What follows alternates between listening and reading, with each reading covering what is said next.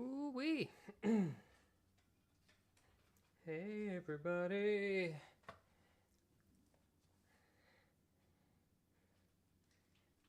Try out this new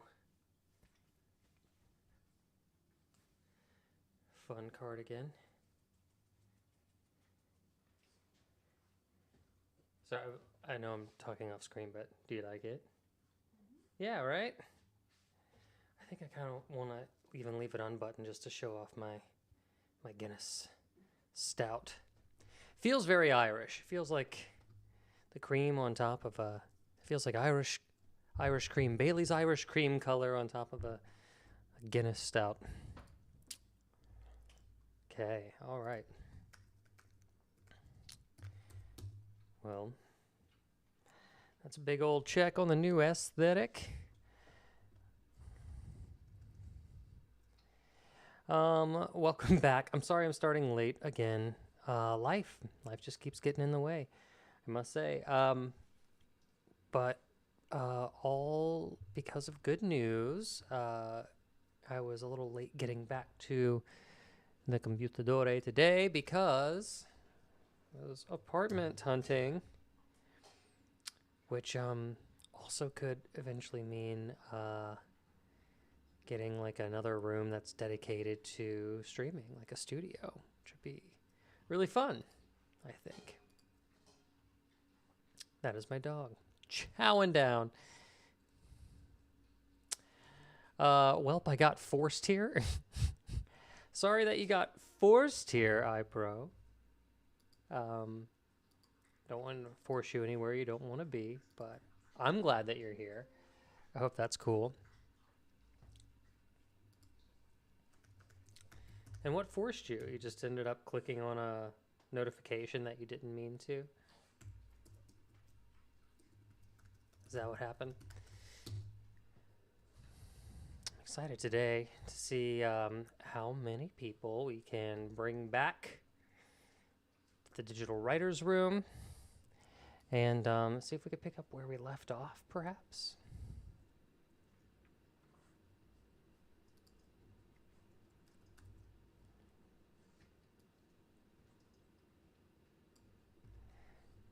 I'm going to use that to make a thumbnail later. That's why the awkward pause. How's everybody doing? Of course, iPro. I remember you. I still get notifications on your YouTube videos and check them out. They're fantastic. Your artwork is fantastic. Do you remember me? I mean, obviously. I just need to feed the ego. How is your YouTube page doing, by the way? iPro? Oh, you know what? You're right. I am confusing you with another YouTuber. But I remember iPro, you made the Potato Derek meme. I guess that's what I meant by maybe that's where my brain drew the conclusion of artwork or not. Am I wrong? iPro? Yes, of course. I remember your Potato Derek meme.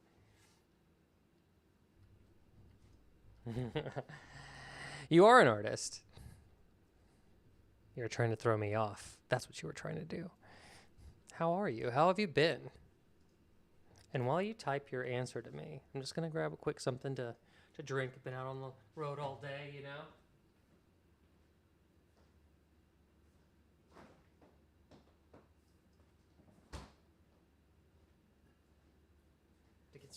Have to get some pep back in my step.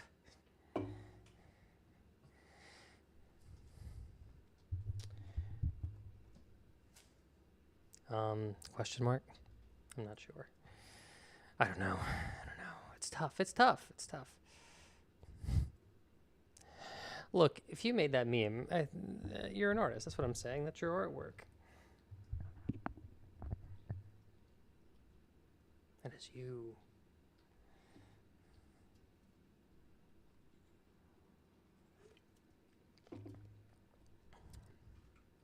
But how's it going? How's life on your side of the planet?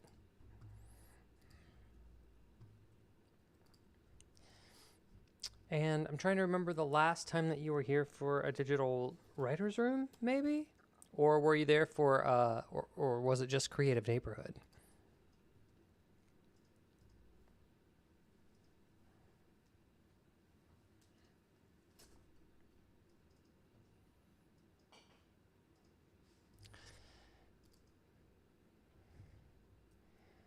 Alrighty, y'all. I'm so excited.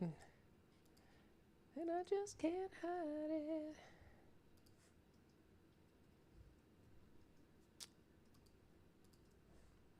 Oh, and iPro, I see you just uploaded your video. No way!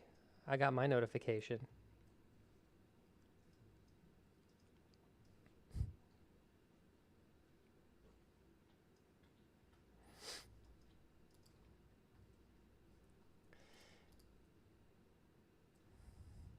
You lost it? That's okay.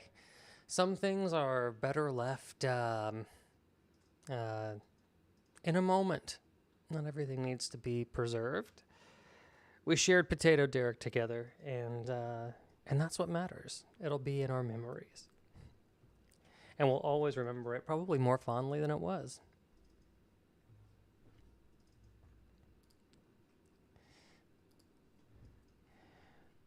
All right. iPro, 1 second.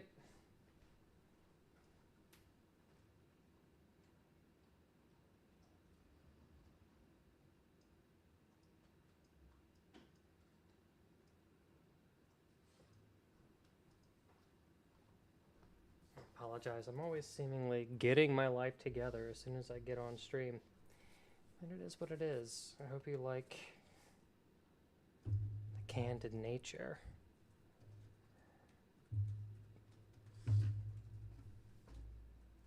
My life here. I'm gonna set up a little vertical video as well. I think that'll be nice.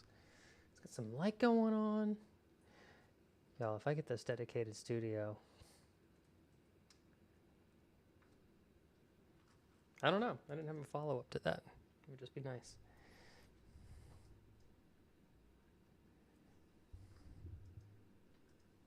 One looks like, I guess. What does that mean, one looks like?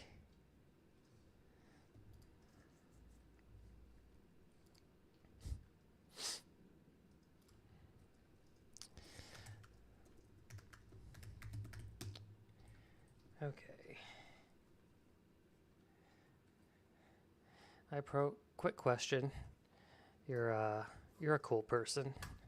What do you think of this new cardigan I'm sporting? Keep? You think I should keep?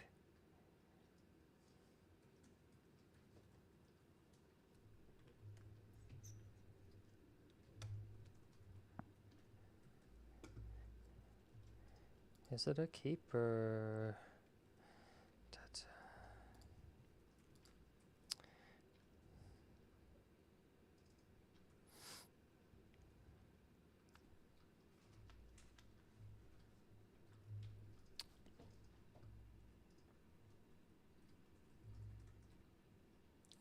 All right. Ooh, Noir Lollipop. What an amazing name. I've never been in the writing channels. I'm usually browsing visual art. What happens in here? Well, first off, thanks for coming in, Noir. What we do here is host a digital writer's room. So every Tuesday, we kind of hop online. I'll recap everybody on the story that we've created thus far. It is a really long, intensive process, but if you're into creating, if you're into writing, even if you don't think that you are a writer, just the understanding of how failure gets you to success and what dramatic structure looks like and how you can apply that to all of your art forms. I think a lot of people enjoy it. I'll pull up a big digital whiteboard on my screen in in a few minutes when a bit more people trickle in. And we'll pick up from where we left off. I can tell you from what I remember that we generated our base plot line for a story. We generated characters. We generated supporting characters. We picked tone and atmosphere. And we're basically giving ourselves a bunch of pieces to arrange and play with. We're writing from the outside in. And we do it kind of democratically. Whenever we get to an impasse, I'll put some polls on Twitch or YouTube Live if you want to watch ad-free, by the way. I'll go ahead and create a link to my YouTube Live, the streams channel. I'll pin it to the top in case that's something that you're interested in. There we go. And always appreciate like a like and follow. And if this is something that you want to do visually, the art is writing. I pull up a digital whiteboard and we just to use words on a page to get what we need. Oh, Wheelie Gal. Hey, what's going on? Good to see you back.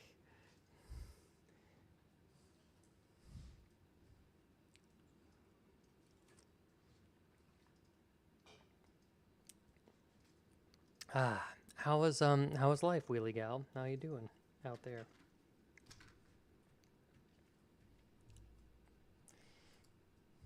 Out there.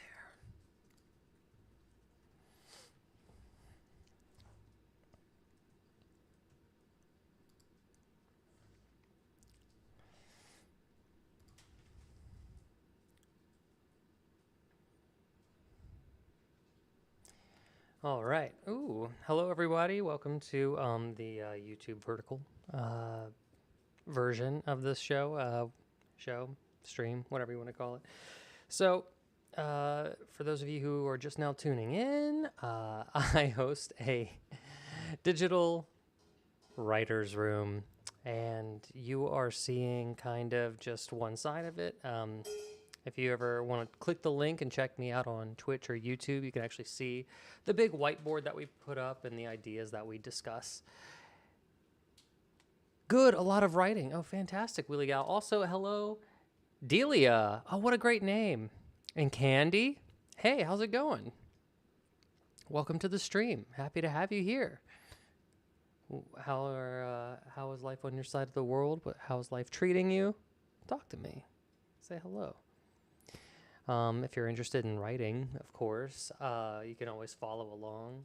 If you're interested in lurking and hanging out on YouTube Vertical, stay with me here. Also, would love to know, do we like the cardigan? The cardigan's new.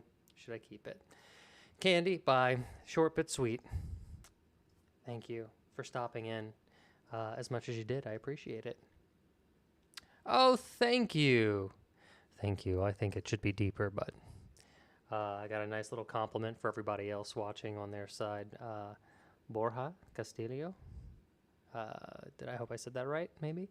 Said I have a pretty voice. So thank you. Thank you. Oh, that's so interesting. I'll have to see this in action, I think, to understand. Looking forward. Okay, cool. Well, good news is we're about to jump in. So I'm excited to share that with you. Also, Noir, if you end up liking it, be sure to hop over to my YouTube page or even stay on Twitch. Be sure to hit the like and subscribes and all that kind of stuff, and you can watch old videos. Everything is logged on YouTube under my live section. Me Alpha, thank you for my little dancing dinosaur. I appreciate you. If you want to watch older stuff, catch up to where we are. But that's all up to you. Okay, so with that being said, let's recap, guys. Last week, when we started writing, we started building out characters. Let me go ahead and open everything up. Give me a quick moment, and then we're going to start outlining. Oh, you know what? I actually had an idea about research today. I'm going to take you through it. 1 second. Tiny work, big digital writer's room. Give me my Freeform. Perfect. Freeform is the software that came with my Mac. Ta-da! Here it is for you guys on YouTube Live. You are not seeing it.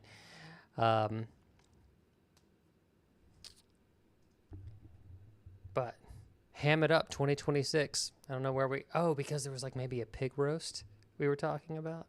That's fun. It's fun to be reminded of the randomness that we were having fun with yesterday. Oh, and our little note about Scott Stelzer, y'all. We invented a celebrity character. We called him Scott Stelzer. I think we kind of based him off of maybe like a little Timmy Chalamet. Oh, Colby. Hey, how's it going? What's up? How are you doing? Oh, Wheelie Gal says 42 pages on one of my novels. That is fantastic. Excellent. Oh, and Wheelie Gal, weren't we supposed to share some of your novels today for anybody who's interested in like supporting other writers? Am I mistaken? I think you sent some titles of books over on the Discord. Correct? Me Alpha, always good to see you back. Oh, and iPro jumped over to the YouTube side. Yes, ad-free, but a little delayed. But, man, it's nice to skip those ads. You think I'm secretly a potato? Well, I mean, this is kind of potato-colored, I will say. I'm very spuddly. And I'm going to pretend like that's not a pot shot at my weight, so thank you. Bello, Sigma. Hey, how's it going? Welcome to the vertical live stream. We're just doing some writing over on Twitch and YouTube Live. If you ever want to come join us, also be sure to like and subscribe. If you like hanging out with me, I appreciate it. So let us catch up a little bit. We have a lot of new people in here, so I'll try and make this brief. When we started brainstorming ideas, we started with a bunch of stuff on the board. I think we shoved it all the way to this. So we decided, well, we have to decide, what is this? Is it a feature film or a short story? The biggest question an author can ask is, well, who is speaking? Well, we decided that Claire is our main character, and that would take place from her point of view. And then who are we speaking for? And that's still kind of up in the air. We're still developing that. Do you have rules in chat? Be nice. That's a good rule. And just use your common sense, I would say. But no hard and fast rules. I think just keep everything respectful, and we should be okay. Let's see. We landed on the genre of comedy. Everybody was really interested in comedy. And then we explored subgenres. Well, what's a subgenre? Well, it's a little bit more specific than just comedy or drama. It's you could have a mystery, for instance, and then decide it's noir, meaning that it's going to involve like a gumshoe detective and most likely have a narrator. Could be in black and white or bleak. That kind of thing. The subgenre kind of helps determine the tone just by categorization alone. So we decided that this is a camp, creature feature, sci-fi. These are the subgenres of this comedy. And then who our characters are. Claire, we decided Claire is our main character. She's in her 20s to 30s. She's self-righteous, a vegan food truck owner who, often to her own detriment, gets on her soapbox and takes stands against the tiniest of moral infractions, doesn't know how to drive. We have a little friendly character, Sue, her sous chef. Hi, Dia. Oh, sorry. No, never mind. Thought I was talking to somebody. We have Sue, her sous chef, 20s to 30s, who is a dedicated goth and Claire's best friend. Sue is vegetarian. She chain smokes. She drives the food truck, even though she's not so good with the food itself. And then we decided to take all of this information and then started thinking visually. So we started moving into, well, what will we like to see in a movie like this as an audience? What are we expecting? When night falls, things get weird. We talked about volunteering for a drive-in horror movie festival. It's kind of off the books. And then we decided that our creatures are going to be flesh-hungry creatures who lure unsuspecting cinema fans to their doom, right? We decided on some adages, like on the night of a new moon, or maybe the New Moon Horror Festival. We thought in terms of what we'd like to see from our creatures who we determined are shape-shifting aliens. Like we did a couple of polls, what's the most interesting? And we decided on shape-shifting aliens, and we said we'd love to see Claire see a shapeshifter looking like her, almost like a Claire versus Claire moment. And maybe that Claire is forced to kill a shapeshifted version of her friend, or that Claire thinks someone she loves has died only to find out it was an imposter, kind of pulling the rug out from under people, right? Shapeshifted into the image of a movie star. Aliens turn into a black and white version of a person. If the movie's black and white, it could be kind of a surreal moment, right? A bunch of fun, creative stuff. I'm not going to go through all of them because we did a lot of work, but what we ended up putting together is a log line. What's the quick version of this story? How can I pitch this to somebody in an elevator who says, what's this movie about and why should I be interested? Well, our log line that we developed is a self-righteous vegan chef, our flawed character. A self-righteous vegan chef is invited to cater a horror film festival, only to discover shape-shifting aliens are feasting on cinephiles, and she must find a way to defeat them before she becomes their next meal. And so now we have a lot of like camp that we can play with, right? We have a lot of like food puns. We have a food truck. We have carnivorous aliens and a hero that refuses to eat meat based on principle. So really polar opposites of one issue coming together. So we started feeling these themes emerging, themes of food, themes of objectification, how we objectify animals into food, and where do we draw the line? Why do we draw the line at cows and not people, for instance? And then we decided, well, we need to play with a bunch of characters. So let's develop characters, right? Who would we expect to see in this movie? And oftentimes we take characters and make them a reflection of our protagonist. So metaphorically, symbologically, figuratively, literally, they can be a side of that person's personality that we get to explore in greater detail. So we said, in this kind of movie, we expect to see at least somebody who is a cinephile, like a movie snob or a movie nerd who thinks in plot and movie references and is a surprising source of knowledge, and also maybe a little self-righteous in their own right.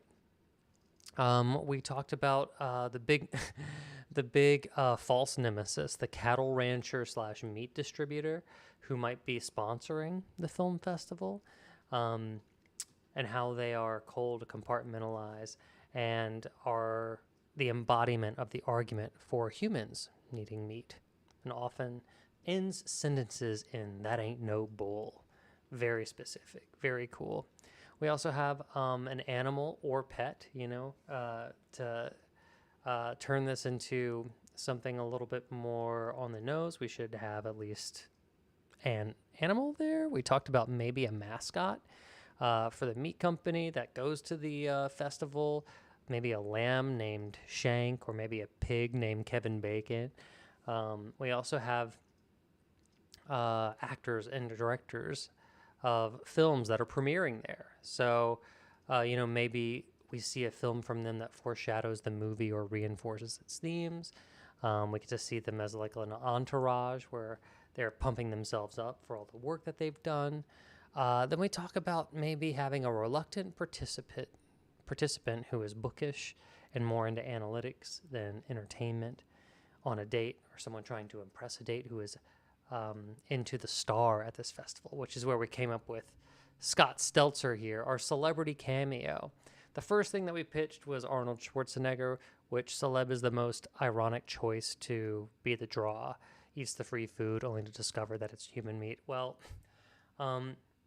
we liked Arnold because he's a typical action movie star. But, if this ever were to get made, you can always just like make your own celebrity, make your own reality here so that you can kind of plug and play nearly anyone.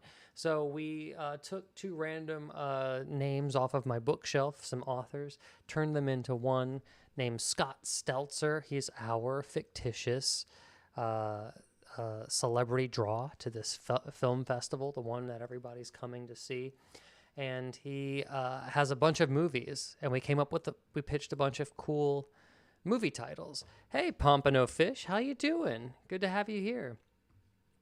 And some of these fake movies are A Stitch in Crime, Death by the Crack of Dawn, Whispers on the Beach, Amigos, Jungle Heart, The Rhombus 2, The Pentagon, One Banana Peel Too Far, and his award-winning film, Dark Heart or My Right Hand, or the sequel, My Blank Sock. I think that was supposed to be a My Left Foot reference, and we're making him like a little Daniel Day-Lewis, like a very serious Oscar-winning actor who really gets into character. And then the festival director. Oh, I'm sorry, I kind of skipped some stuff. We have some cool. We have a cool runner pair. We have two janitors who are working the festival, a kung fu janitor and a litter-obsessed janitor. The kung fu janitor is a fan of 90s martial arts action flicks, knows a little, but certainly not enough to fend off aliens. Oh, say knows a little, we mean knows a little kung fu martial arts. We have the litter-obsessed janitor who needs things to be clean and takes his job super serious. We have the concession stand worker, who is the older cousin of Claire, who's always trying to help Claire and maybe got Claire the job. The irony being that she's working in a concession stand where she just pops popcorn and dispenses Snickers bars and fills Cokes, and Claire really cares about her food and her craft and everything that she puts into her food. And then the scrawny teenage security guard, maybe somebody going through puberty, maybe somebody who really wanted to be in the film festival and somebody gave them the job.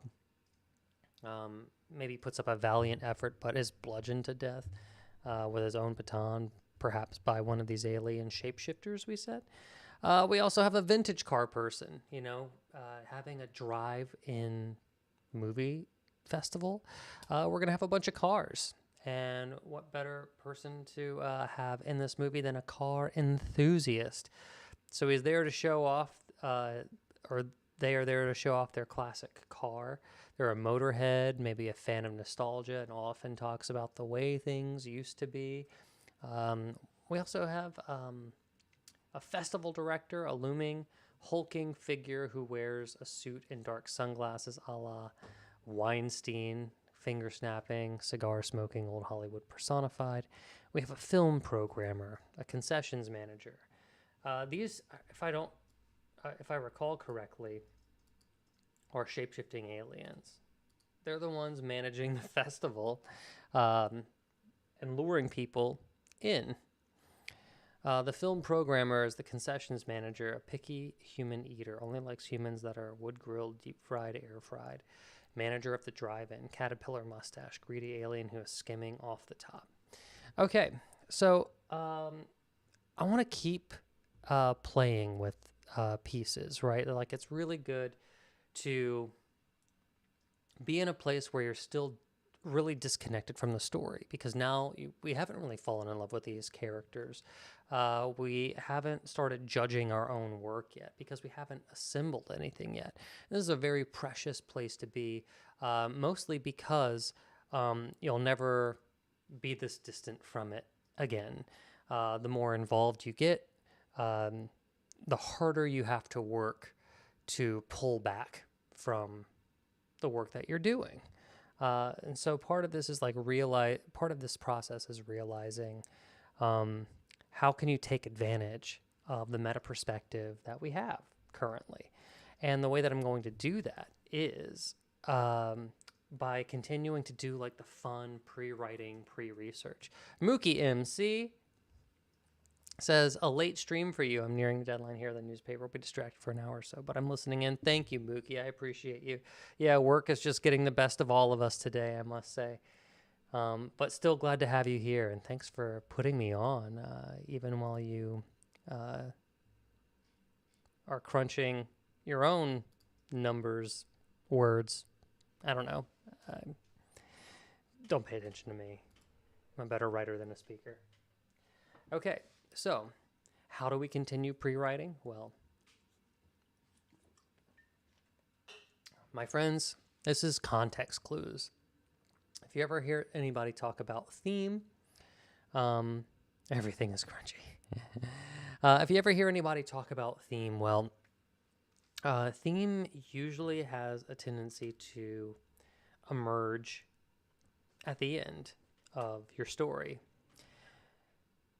However, you can start to glean inspiration by trying to glean theme from the end of your outlining process, your development process.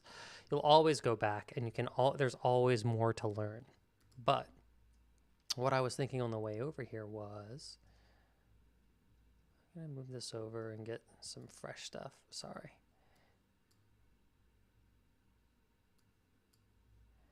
Let's get more blank page. Here we go. Truth is stranger than fiction. I didn't make it up. It's the truth. And what I normally like to do, everybody has a different writing process, but I like to do good old internet research. I want to look for stories, and here's what I would say to you being in the writer's room. Writers, go and find me some stories. Bring me back some stories. Stories that have actually happened that we can use to inspire us or inform this story. Pardon me. I want to take a quick moment to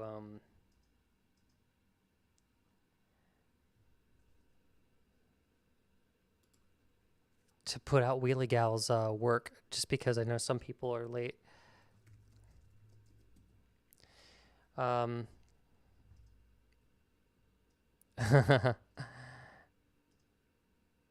Wheelie Gal, you sent me something, and I want to make sure I get the word out on these books, because we just want to support other writers while we can. My direct messages. Okay. If anybody's interested in supporting other writers who are on the chat, like Wheelie Gal here, and of course, you're going to find this out by Googling, and I'm not sure which one is the pen name or the alias. Doesn't matter. But these are the works that have been completed by Wheelie Gal. Crown Beneath the Dust. Author name Ginger Blumenfield. Behind the Wall. Also under the pen name Ginger Bloomfield. Mansion of Souls by Jackie Sawyer. So, if you have the means, if you're looking for a book to read, why not pick one of ours? Why not support our own brethren?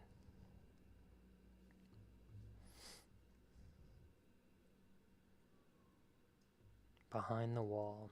I do now wonder what's behind the wall. Really great title, Wheelie Gal. Really great title. Okay, back to what we're doing.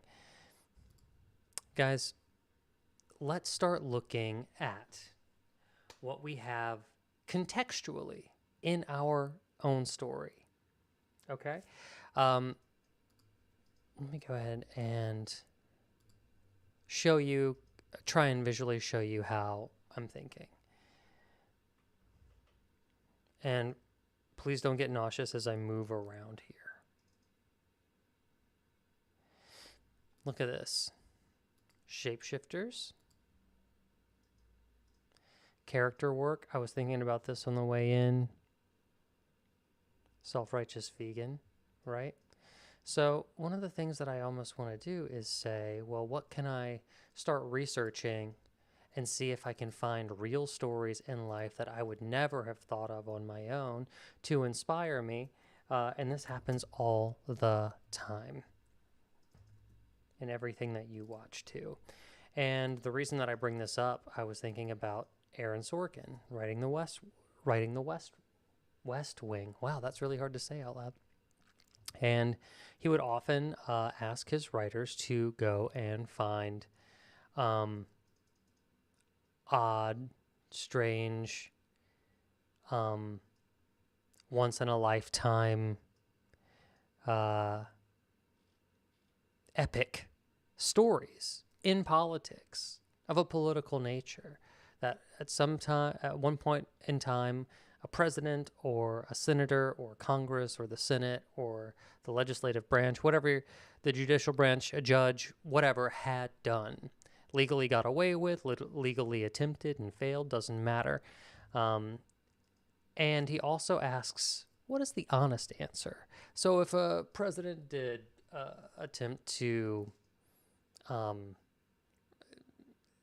rewrite the Constitution, what's the honest answer? What literally has to happen? Who gets to approve it? And how many judges does it have to pass before the Constitution reflects a completely new article? Okay, now that's just how Aaron Sorkin and his writers would get motivated for episodes of The West Wing. And they would put things on the board. And so what can we draw from? Like, I'm thinking, what are some interesting PETA protest stories for our self-righteous vegan character? What are little known food facts? World's worst dining stories, restaurant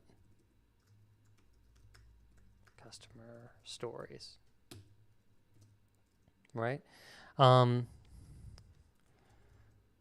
Craziest thing to happen at a film festival. Crazy things to happen during a film's Q. Geez, Q and A. You see where I'm going with this? Does everybody see?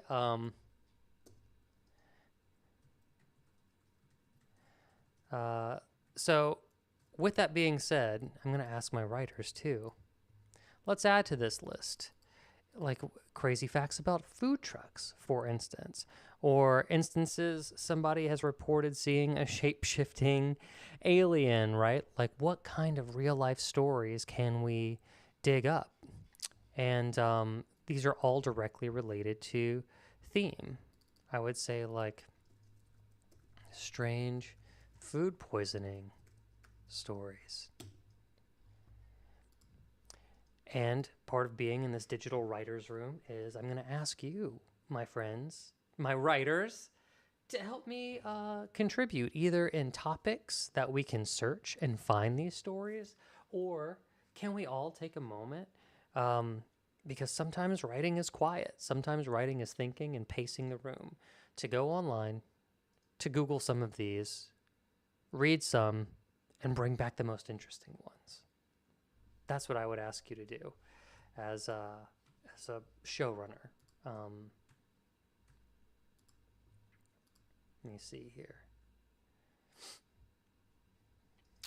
Let me see. The movies Ruby and Chillerama take place in drive-in or festival, I believe. Oh, or are you wanting real-life examples? I'm kind of interested in the real-life examples, but I'll take anything, you know? When it comes to creativity, There are no original ideas. We steal from the best, you know? So we could do our own version of something. Maybe something somebody else did inspires us.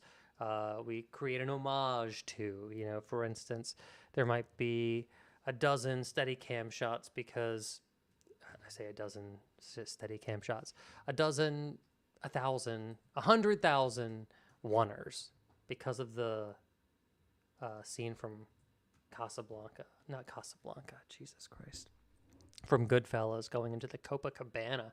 My God, you could see that I'm not using all of my brain cells today.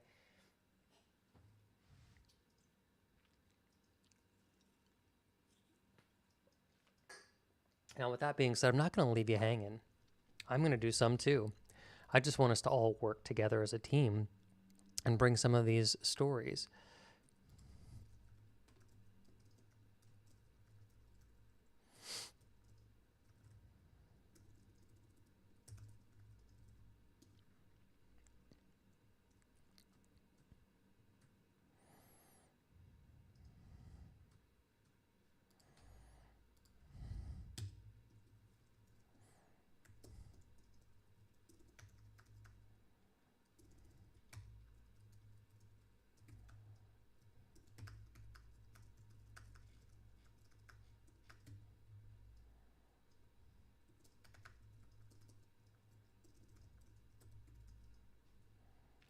That's wild. Some wild stuff already.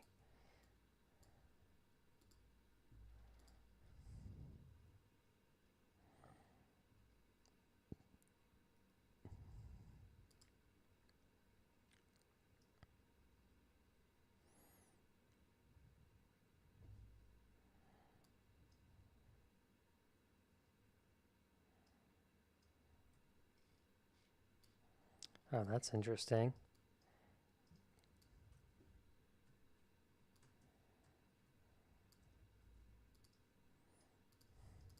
Let's put this in there. Oh, lame. Okay, I'll type it out.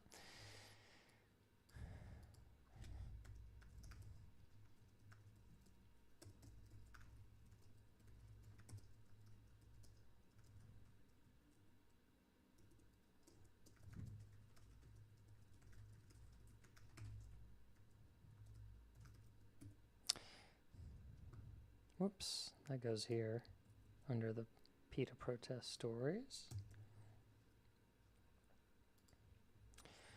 All right. See, I found 2 already. Let's check the chat.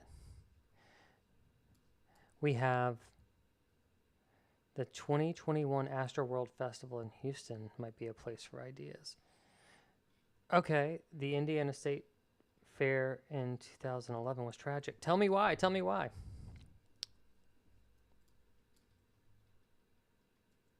What are the examples? I think you seem to already know. Well, let me see here.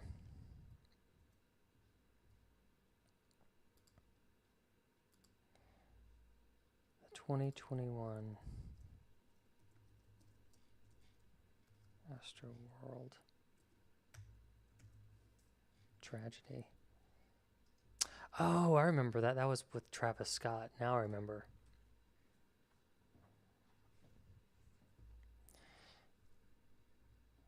Compressive asphyxiation.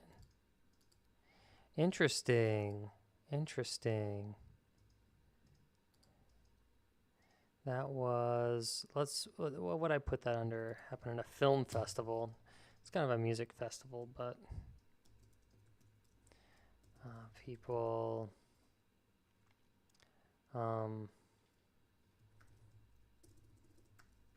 stampeding of asphyxiation.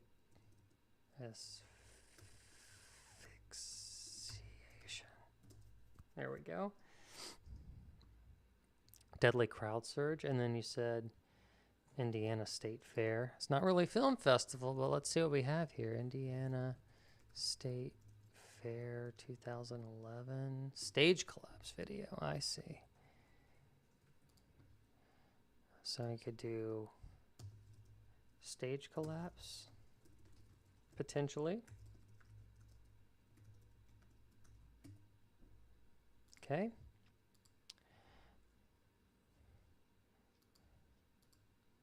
Perfect. Anybody else? Any other writers want to jump in?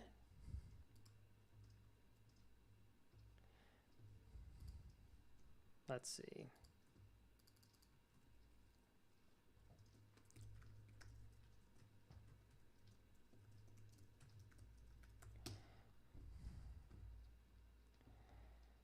Let's see. What else? Oh, Q&A is kind of hard to search because there's so many.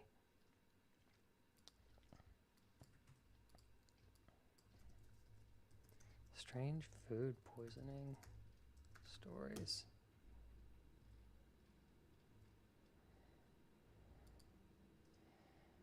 Fried rice syndrome. A real scientifically documented phenomenon called by Bacillus cereus bacteria. A 20-year-old college student in Belgium cooked spaghetti and left the leftover tomato sauce pasta on his kitchen counter for 5 days. When he reheated and ate it, the food had a strange taste. He immediately developed abdominal pain, vomiting, and diarrhea. Tragically, the toxins released by the bacteria caused fatal liver necrosis. He died in his sleep that night. Wow. Let's do fried rice syndrome.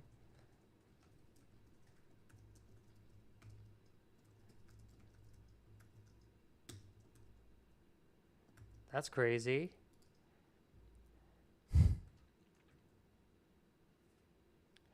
During his sister's birthday, a man took one bite of a fish taco at a buffet and discarded it due to bad taste.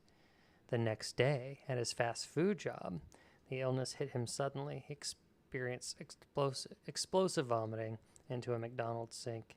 Before he could finish cleaning up, the diarrhea kicked in, simultaneously creating a humiliating and uncontrollable bathroom catastrophe. Okay, so we can do bad fish equals coming out of both ends kind of a situation. Chat, what do you think? Do you even have any real life ones? Noir Lollipop says, no idea if this is helpful. Margarine used to be dyed pink or other strange colors due to pressure from the dairy lobby to distinguish it from butter. That does remind me, and let's say, I don't know, we'll call this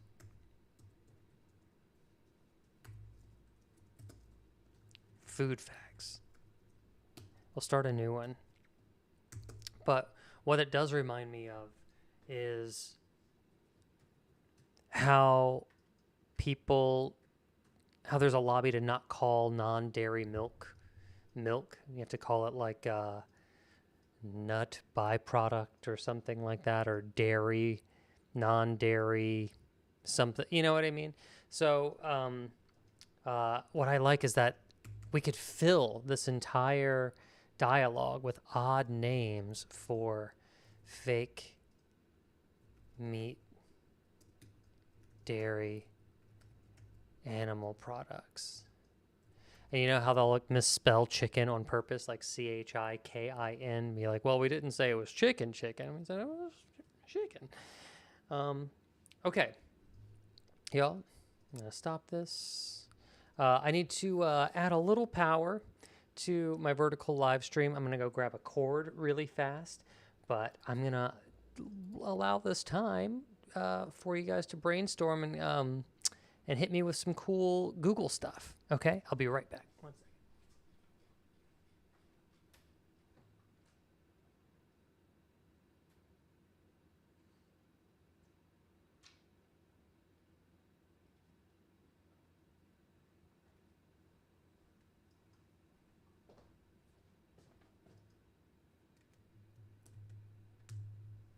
second. Okay.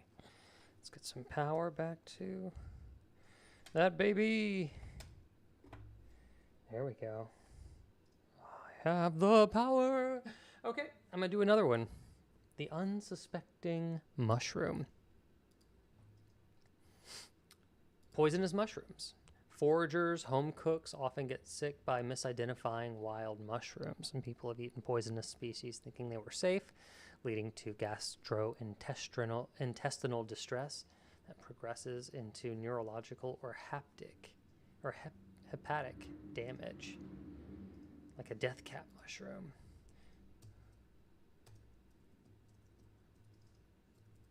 Poisonous mushrooms. Reference death caps. Excellent. I could easily see that being used as a plot point, couldn't you? And that's just fun food facts.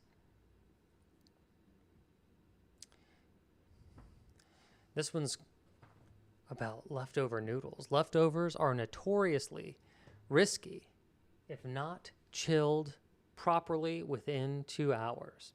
There's a story of a 19-year-old college student, this is from USA Today, in Massachusetts, who ate leftover rice, chicken, and lo mein from a restaurant. He developed severe abdominal pain, vomiting, and a purple rash. He went into shock and suffered multiple organ failure. Doctors had to amputate his legs and fingers to save his life because the severe bacterial infection caused widespread tissue death, otherwise known as necrosis. Oh my God. Woo. That's wild. I don't know if it really makes the board. I don't think there's time for leftovers unless they bring leftovers or something like that. I don't know. We'll just put bad leftovers lead to necrosis.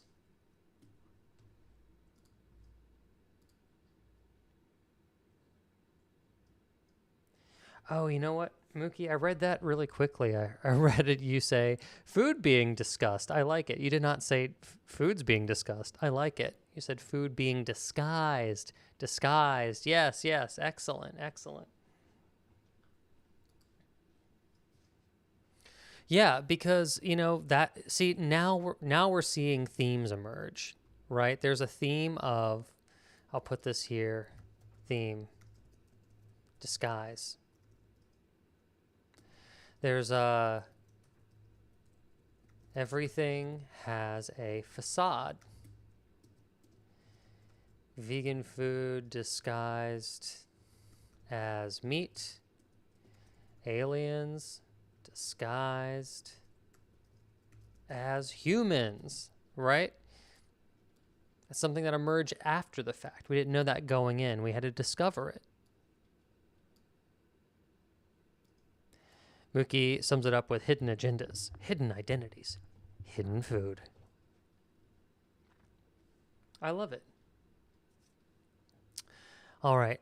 Guys, what stories are you coming up with? Remember, this is a digital writer's room. It's my job to lead you. Otherwise, you're just watching me write a movie that you voted on, which, is fine. Happy to fill up the content, but I want to encourage participation. I'm also going to restart my YouTube live stream. My vertical. Don't worry, guys. Here we go.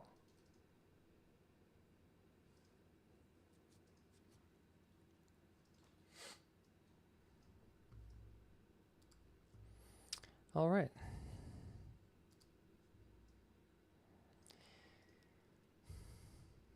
Little known food facts.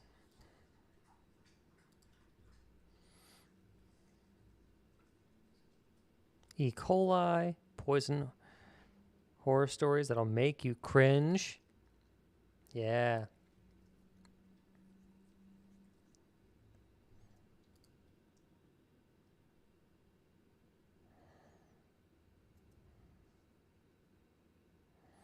Uncontrolled. A lot of these are projectile vomiting. Okay. Not exactly what I was looking for. Surprising food facts.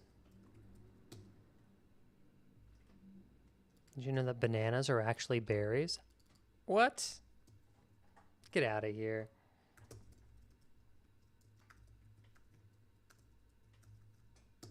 Anybody else know that? I didn't know that. Ooh, honey never goes bad. I love that. It sounds like it could be a catchphrase for somebody. Honey never goes bad. What if we changed Claire's name to Honey? Huh? Carrots used to be purple. The orange carrots we know today were bred in the 17th century by Dutch farmers in tribute to William of Orange.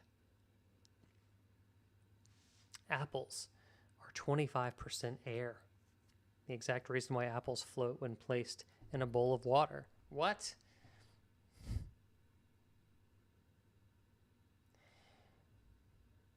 White chocolate isn't chocolate. It lacks any cocoa solids and is primarily made of sugar, milk, and cocoa butter.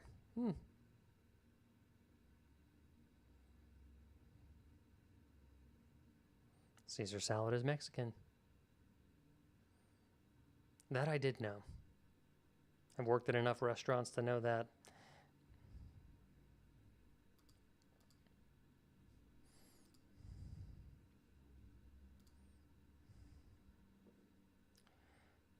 You just reminded me that strawberries and blackberries are not berries. Why are there berries in their name? Guys, people are going to learn something whenever they read this movie. I don't know if it's going to get made, but they will. They will learn. Strawberries and blackberries are not berries. Why? Why?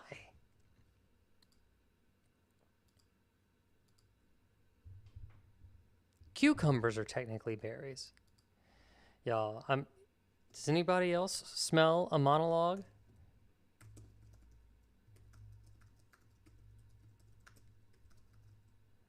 About identity? Cucumbers masking a rating? Cucumbers or berries are masquerading as vegetables?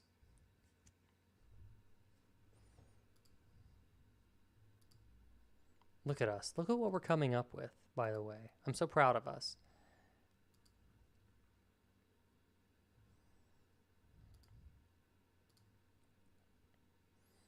What's the deal with all these berries? Yeah, guys, we can get off the berries if you want.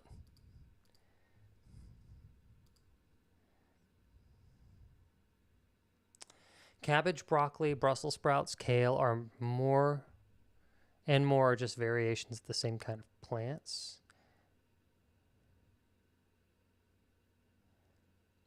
Mac and cheese used to be considered a really fancy food in America in the early mid-1800s. It was a go-to dish to be served to you in a fancy restaurant because all restaurants were a bit fancy then.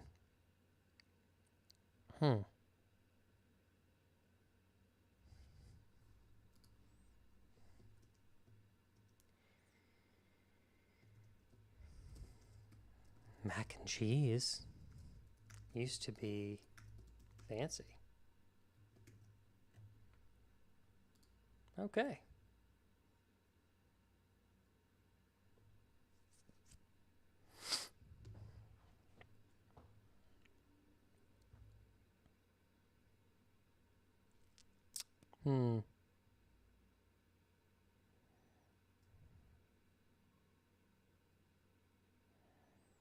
Ooh, hey, Midwest Master 92, Biggie Smalls, running from the police.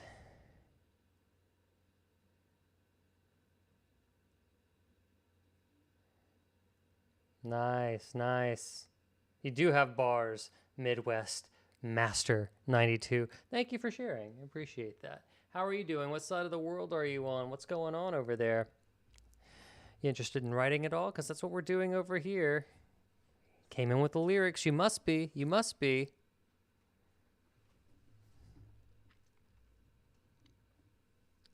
Lyrics are just poetry set to music. Yo. Derek. Another Derek. Hey, what's up? What are you doing for this live stream? Well, I got to tell you, I am writing. We are creating a movie over on YouTube Live and Twitch, although you could watch on YouTube ad-free.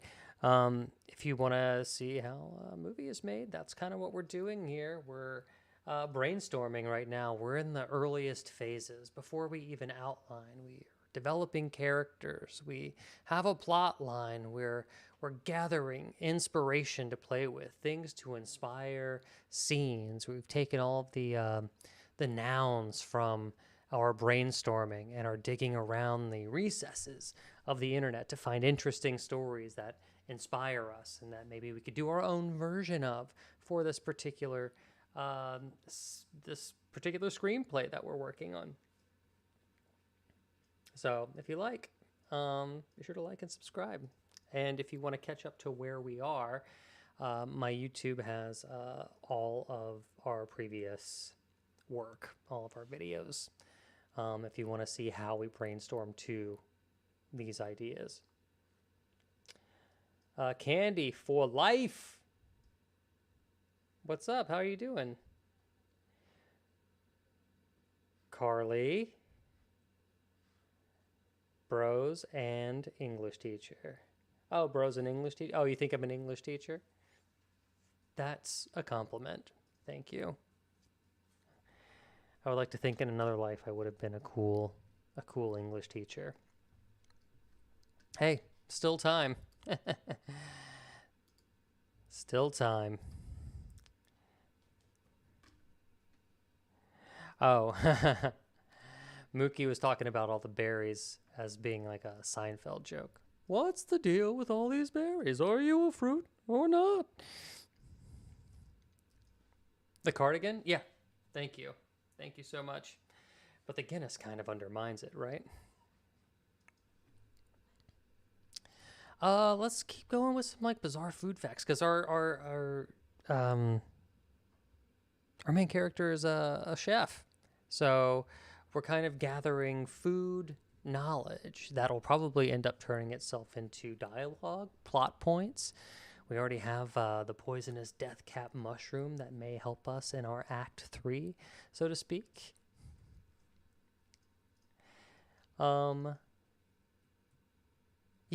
So, guys, if you want to watch, if you want to see the actual work being done, the big digital whiteboard, and like us listing out all the ideas and stuff like that, be sure to pop on over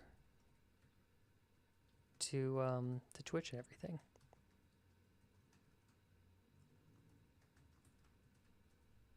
Or YouTube if you want to watch ad-free. Let's keep going. Let's keep going.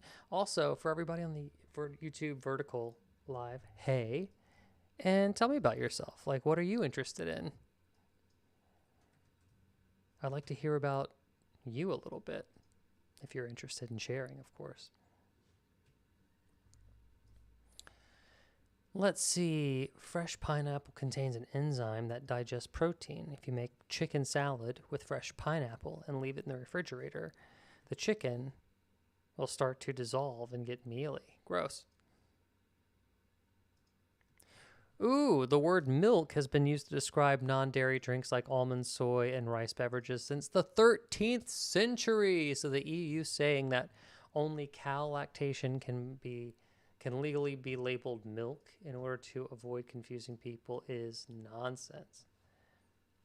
And non-dairy milks were common during Lent as people abstained from animal products during that time. Hey, that's cool. We're talking about like hiding, like there's themes of disguise and facades here because we have a shape-shifting entity as our bad guy, kind of. Let's see. Little known food facts. Oh, I already created this category and I ignored it. Can you believe? Let me just move it. Give us a little line back here. Doom, doom, doom, doom.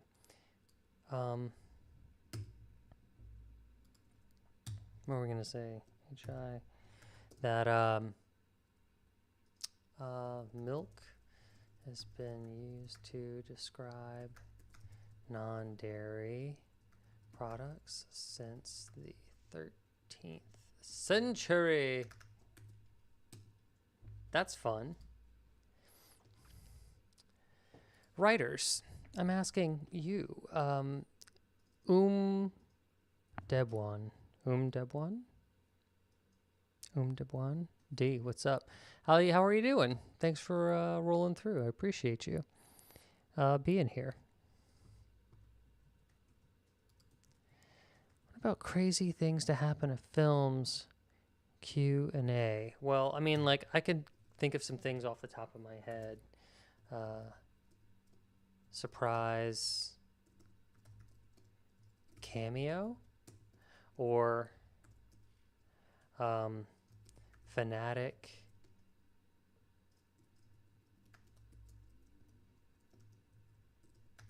audience member, maybe stalker has come.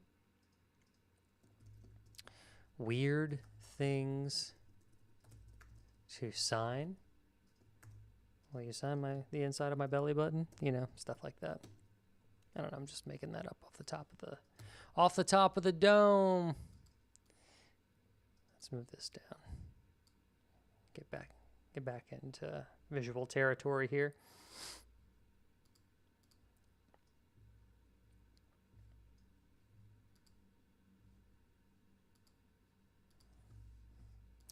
Weird things to sign might throw me next week. Autograph. Cool.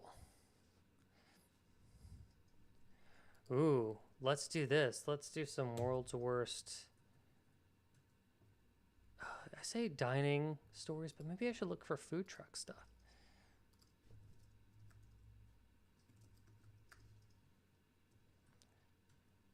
Let's do crazy food truck stories.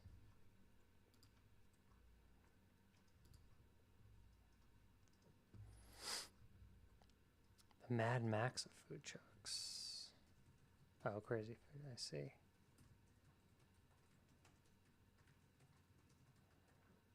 Are there any overnight success stories with food trucks? Crazy food? Weird food trucks from around the world.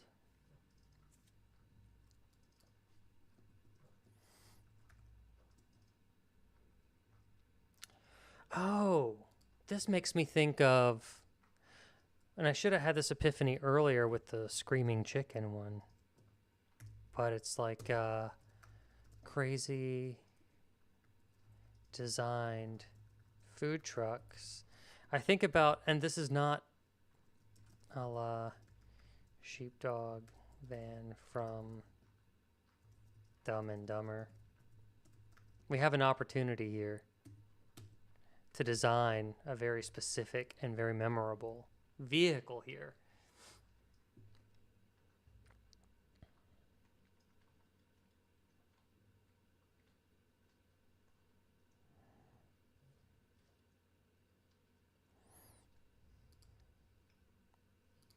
Writers, what are you thinking? Does anybody have access? Does anybody have any stories of their own?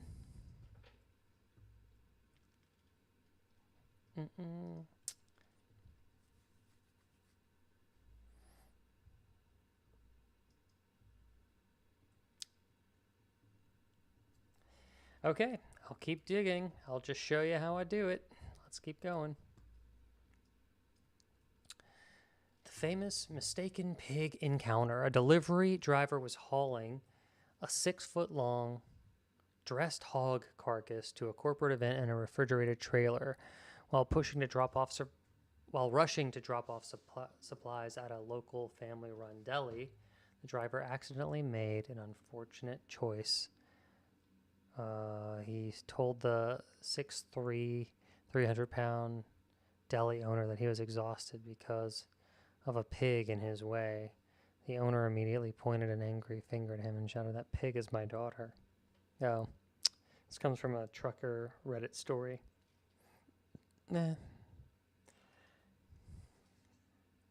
Ooh, okay. So, running out of gas. So a 10-pound portable gas bottle for use for home barbecues, done in 30 minutes, forcing the food truck owner to carry a full 100-pound propane tank on their back through a crowded lot to keep the business running.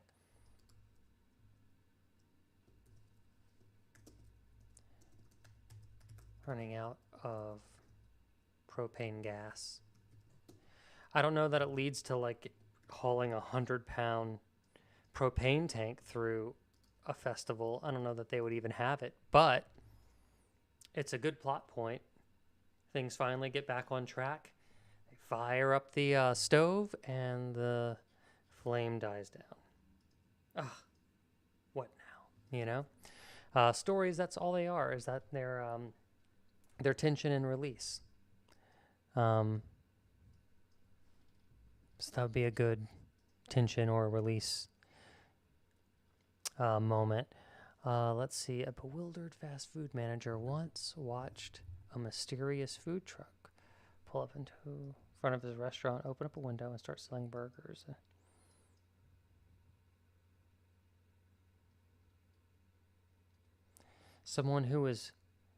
The food truck operators were massive fans of the restaurant who are routinely buying burgers from the restaurant, renaming them, and then reselling them right out the front door.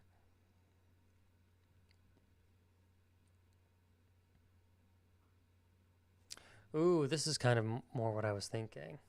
Maximus Minimus is out of Seattle, is a pulled pork sandwich food truck with a massive 14-foot steel-clad sculpture of a pig.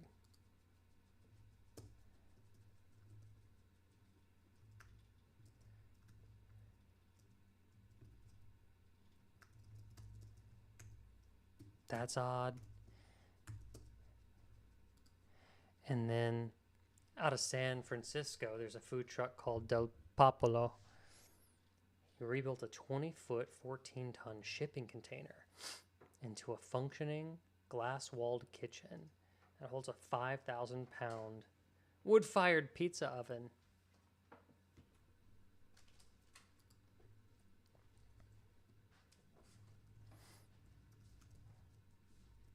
I just like the idea of a wood-fired pizza oven. Potentially like throwing an alien shapeshifter in there. Could be fun, right? I think so.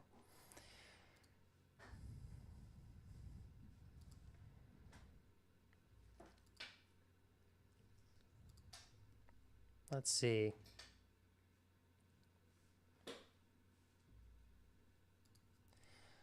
A movable pancake? This comes from Bon Appetit. Cupcake trucks are common, but cupcake trucks that actually resemble giant cupcakes.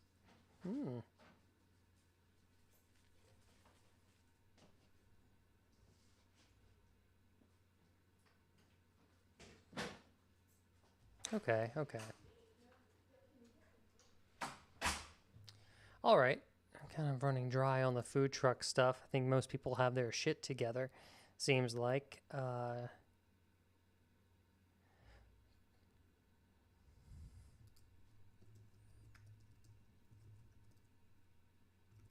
Drive-in movie facts. What do we not know about the drive-in movies? The first patented drive-in movie theater opened in Camden, New Jersey in 1933 to accommodate larger adults and noisy children.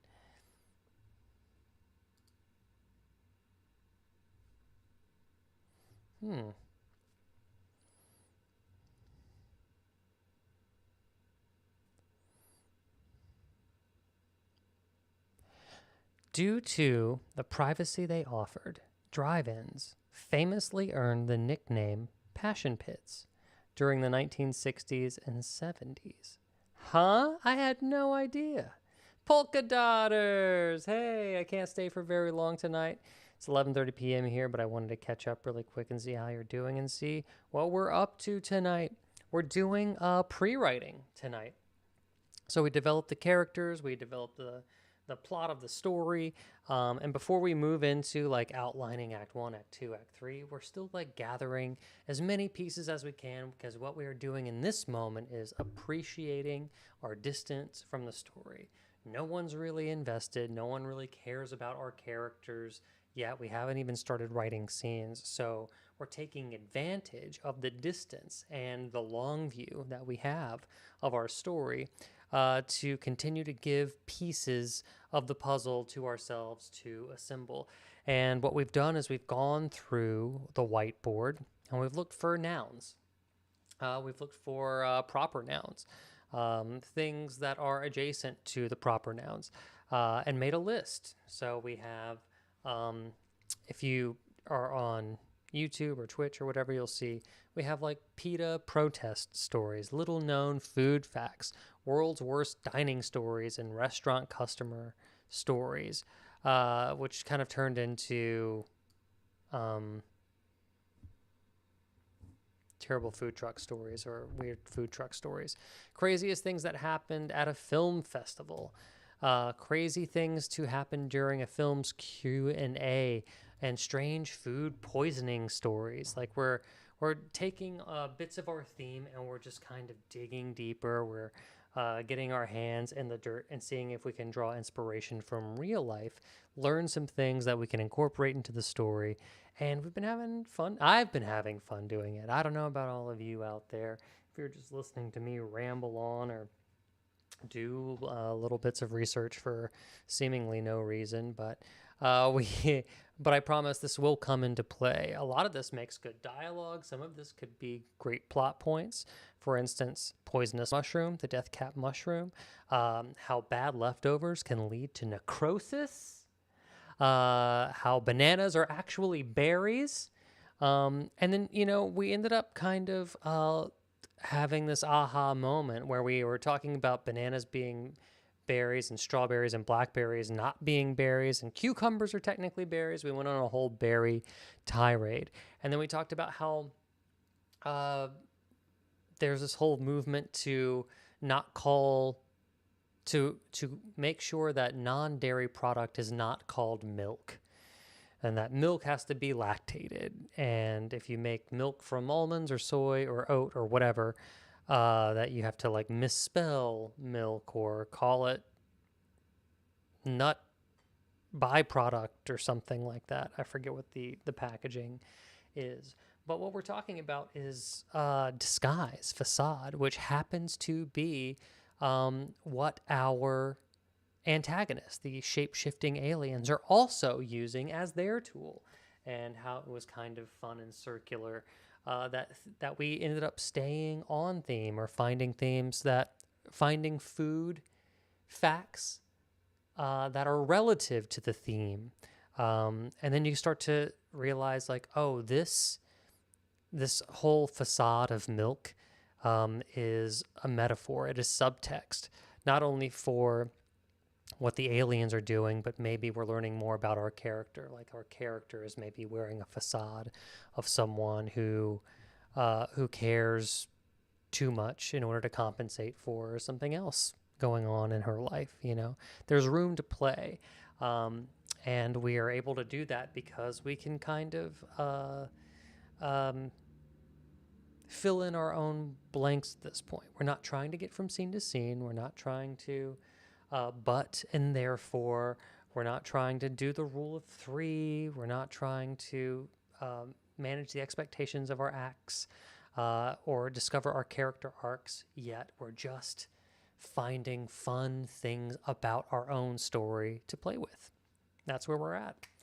So you say, I love how thorough the writing process is. It's been so fun developing the story every week. I'm glad you think so. I think so too. Like, this is what I would be doing if Twitch and YouTube didn't exist, I would not be talking out loud this much, that's for sure. But this is what I like to do in my free time. I like to sit and tinker and make story, and you know, every story is a brand new baby. Every new story, they say that, I say people have said that because it takes months to develop a story. It's never really just going to fall out of you and it be okay. It needs development. Everything needs development and an incubation period and at least time to think of it. I'm not a genius for sure, so I need it. And this is one of the most fun parts of writing, because I'm not judging myself and I don't have a deadline, and this is all speculative, and I get to test the limits of my own creativity. I get to test the limits of the Socratic method. How many interesting questions can I ask and answer for myself? And that's what I would ask of all of you who are in the writer's room, in the chat, hanging out. And if you want to contribute in that way, is there a topic that you'd like to explore? I mean, we have shape-shifting aliens, for God's sakes. We could do crazy alien stories if you want to. If anybody's seen the Disclosure Day trailer, Steven Spielberg even has like a shape-shifting alien in there, like a little gray alien who has somehow disguised itself as like a deer. A really cool transitional shot with a big black eye at the end. If you haven't seen it, really cool. Obviously, Steven Spielberg is a master storyteller, but he got that from somewhere. Steven Spielberg did not invent the lore of aliens disguising themselves as animals. I know like owls are big symbolically as well in like alien anecdotes, people thinking that they were interacting with an animal only through like reverse hypnosis or upon like more concentrated thought, realizing that they were abducted or have an abduction story, something like that. So, you know, we all have to get inspired, and we get content from somewhere. Like, truth is stranger than fiction. Polka Dotter 17. I didn't know that about owls. Yeah, and see, this is why I like a writer's room. I love a writer's room because I love whenever other like-minded people come to the table with some strange facts I never knew of, and I get to go, wow, even if I don't use it in the story, I love the sharing of information and the sharing of weirdness and strangeness in life. Yeah, 1 second. Let me see. Owls and aliens. There's a strange connection between owls and aliens. It stems from a mix of biological confusion, UFO lore, and ancient mythology. People frequently report seeing owls right before or during alien encounters.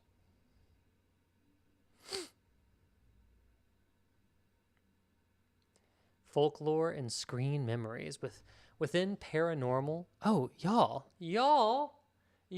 see, Polka Dotters. Thank you for being here. What do we have? Where is this set, everybody? Where is this set? This is set in a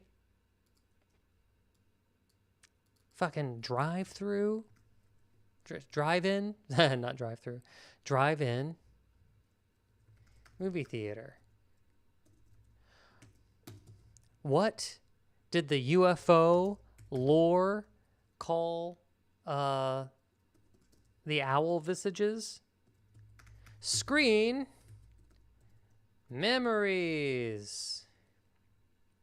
That would be a fantastic foreshadowing piece to, like, we were talking about what's the name of this fest called, right? We even called it Ham It Up 2026. Screen Memories 2026 or whatever the year takes place. Polka Dotters Drive-In, yeah, of course. Glad I could help. Yeah, exactly. But you'll never know where inspiration will come from. I'm glad I had a chance to explain that to you. Oh my God, opening scene has an owl. Yes, let me put that down. Opening scene has an owl.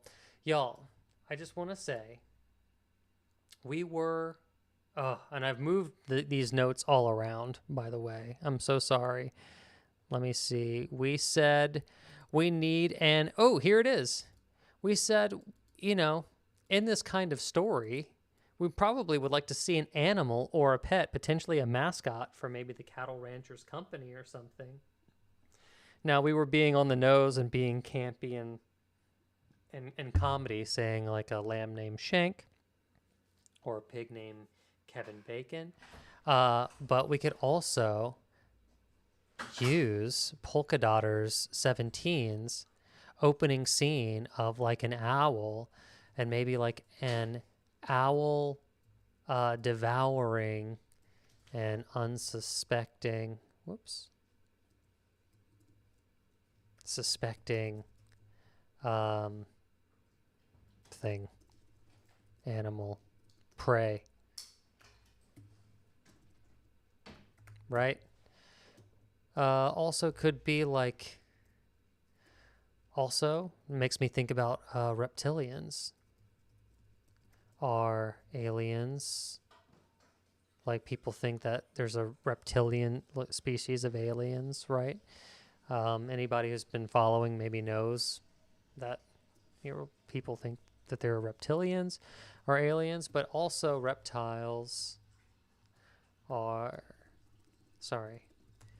chameleons are reptiles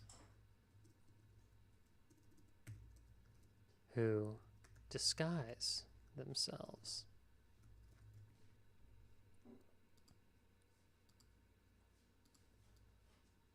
Another thematic potential animal for the story. Right?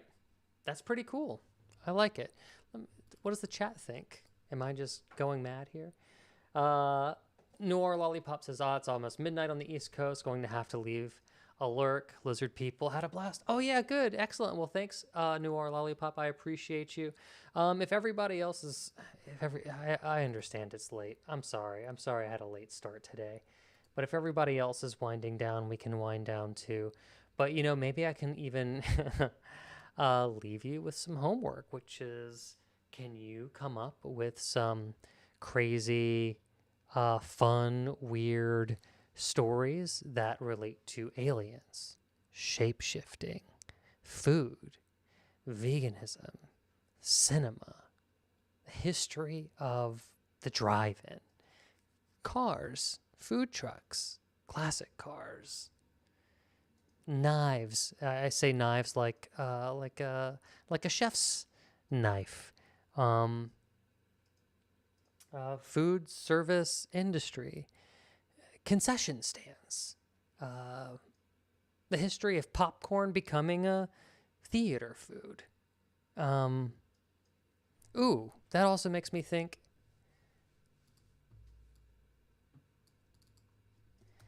It'd be fun to jump scare the audience with the sound of popcorn popping.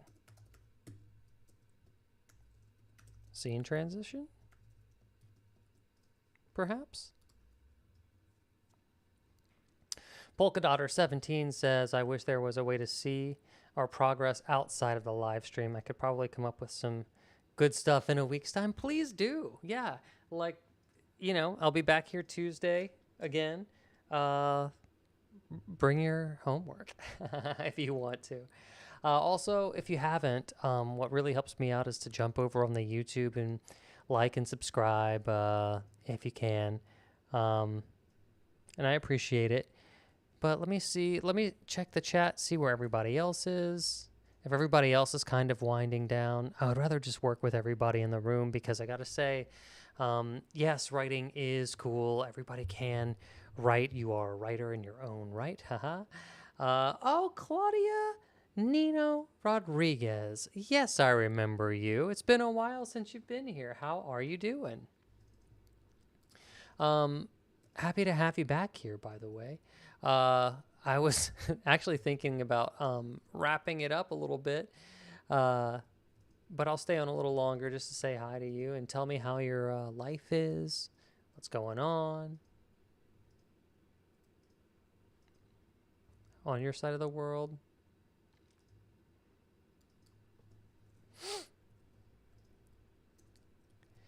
Um, Also, let's see. Oh, what was I gonna say? Oh, so whenever we're writing, it is really fun to be a part of a writing community because I learn so much from how everybody else's brains work. I think one of the things that frustrates a lot of writers, but I have learned to embrace, especially over time, is as writers we think, well, I want it to be my voice. I want to work in a vacuum. I want to lock myself away in the cabin in the woods and in the ivory tower with my whiteboard and just toil and toil and toil until I get it right and then emerge with a perfect masterpiece. Well, uh, sorry, but that is just a terrible way to live. I mean, now you can do it if you want to, truly. Please knock yourself out if that is what you're looking for when it comes to like alone time and creativity. Exercise your voice, but just know that artwork is like a tree in the forest. Does it really exist if no one is there to hear it? Eventually, you're going to have to share these ideas. Eventually, somebody will say, "Oh, you know that part where you did the blankety blank? I was thinking it was going to be the butler all along." And you go, "Oh my God, yeah, that would have been a great idea." Um, don't cut off the nose to spite the face. Other people existing is kind of what makes art special. If we make, I don't know of any artist that makes art for themselves. And if they did, how would we ever know? How do we ever know? Our writing, all the stories that we create, all the pictures that we paint, all the lyrics that we write, all the music that we make, well, it's to try and convey to someone else how we are feeling. Um, and what I like about the writer's room is that you get a head start on this process. You get a group where you can feel safe to share ideas, be creative, have a bad idea, and learn in real time what is working and what is not, what excites the room and what inspires someone else to go, yeah, your idea, and then this thing happens. You get to have the opportunity to build on something good and make it great.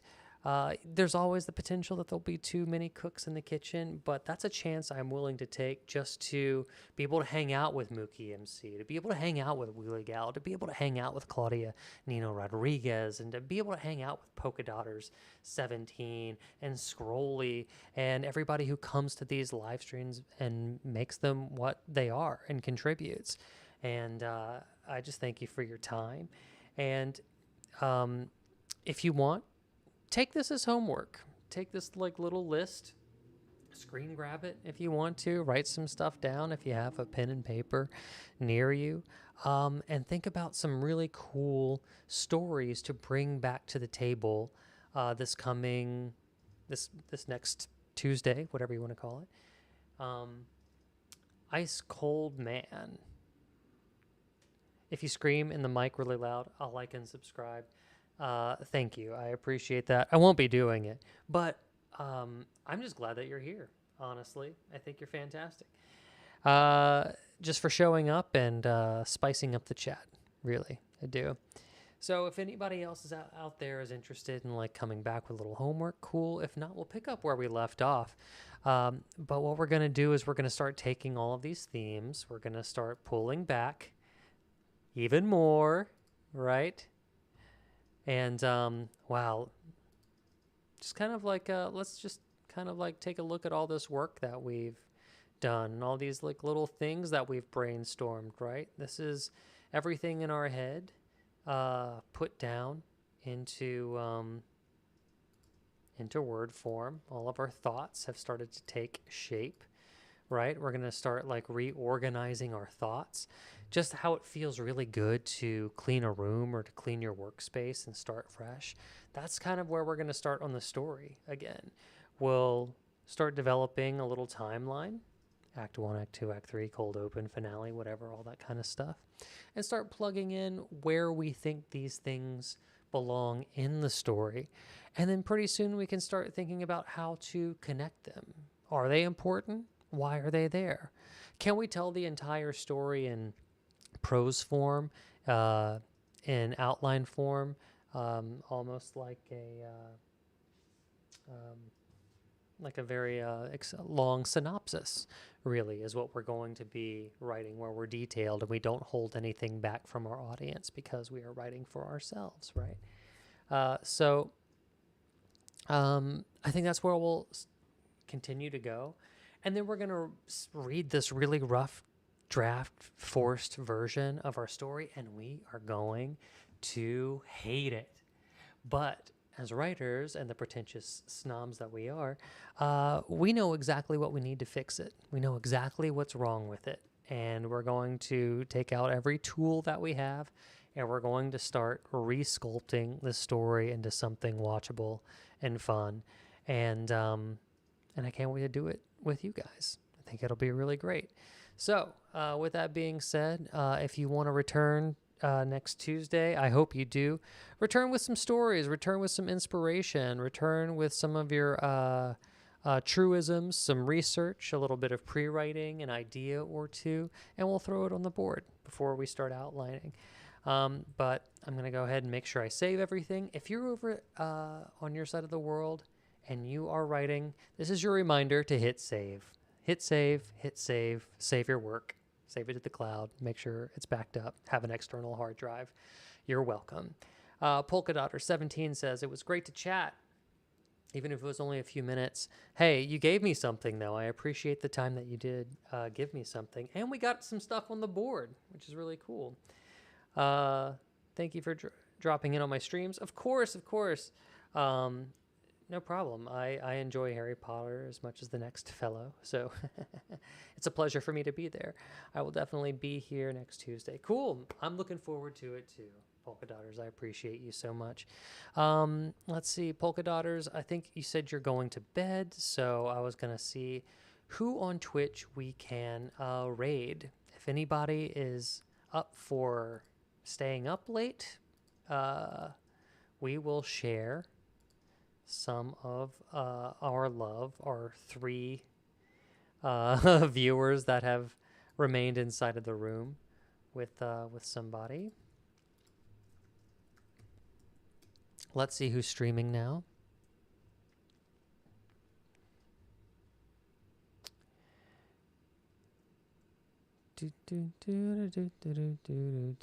Let's go to the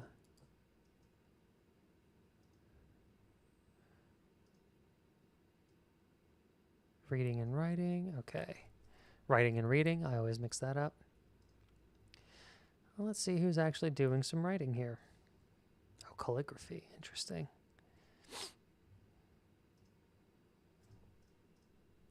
Ooh, somebody new that I have not heard of. I see. I don't even know how to say the name.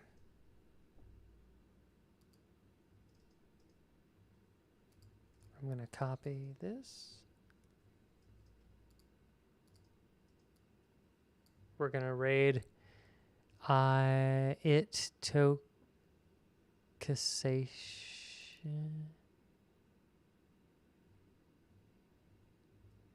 But they're doing a beta reading, new ideas, Akasha Explained, A Lover's Cold Shoulder, Path of Exile 2. There's a lot going on in here, plus commentary, plus writing. That's all I need to know. Okay. Let's meet somebody new here. We're gonna raid this name. Here we go. Had a blast, y'all. If you're going to bed, good night. Whoops. I already messed that up. Raid. There we go. Ignore that. Thank you so much for tuning in, and I'll see you guys next week. Let's raid, and appreciate you. Have a good night. Bye.